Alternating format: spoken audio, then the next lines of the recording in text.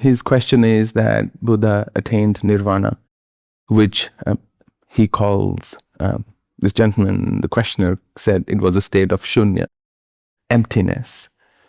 And in my memoir, I wrote that I had a vision of Buddha where he came and he corrected my posture. More than that, that was a mind-blowing incident, episode in my journey, because it's not that he just corrected my posture. It was that he just fixed it forever. It's like I had no challenges thereafter, sitting for extraordinary long periods, as long as I wanted, in complete stillness. So it was something like this. Imagine somebody living hand to mouth, and they are living from one paycheck to another.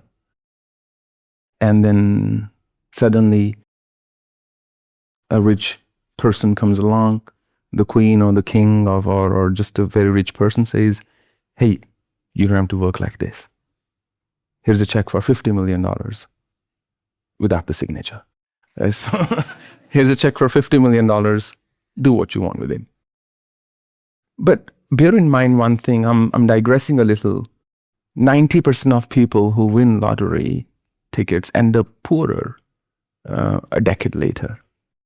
Because getting a lot of grace, a lot of wealth, a lot of anything is one thing in one fell swoop. But to be able to manage it, to actually be a worthy recipient so you can learn to live with it, is a different matter altogether. And that perhaps is the reason why a lot of the sadhaks don't have similar experiences. So Buddha firmly believed in reincarnation. If you read the Theravada scriptures, the original scriptures, the discourses of Buddha, most of which were documented in Sri Lanka. Now, there he actually also talks about Indralok and the other planes of existence. He said, look, everything is empty.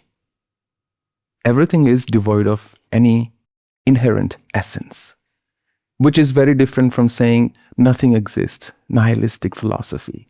He never said there exists nothing. He said, look, whatever exists, it has no meaning in its own right. If you see the picture of a dead child in Israel or Palestine, you will react to it differently. But God forbid, if the picture is of a child that's your own or known to you, you would be distraught beyond imagination. So it's the attachment we have with whatever we assign to that makes all the difference, not the occurrence of any incident in one's life. So the fundamental difference between Sanatana Dharma and Buddhism is Sanatana Dharma believes there is indestructible soul. Even Buddhism to some degree believes that, with a slight difference, which is fundamental, very critical to understanding the difference between the two. And that is, Buddha said, look, everything is subject to change. I don't believe in the notion of a soul, Tathagat said, that it never changes. But Sanatana Dharma said, Veda said, well, the soul actually is unchangeable.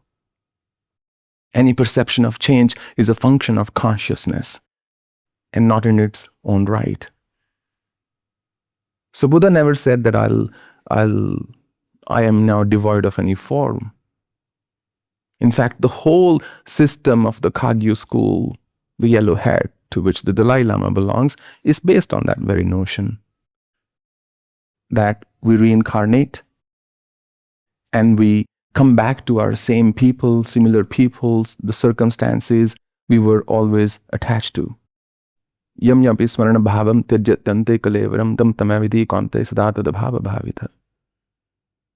Whatever you are thinking, whatever sentiment you drop your body in, that is going to have a telling impact or influence on what kind of birth you are going to take again. So is reincarnation a philosophy? Not really. It's a fact. It's real. But am I suggesting that the same person is born again identically? Not quite. It's a bit more complicated or complex than that.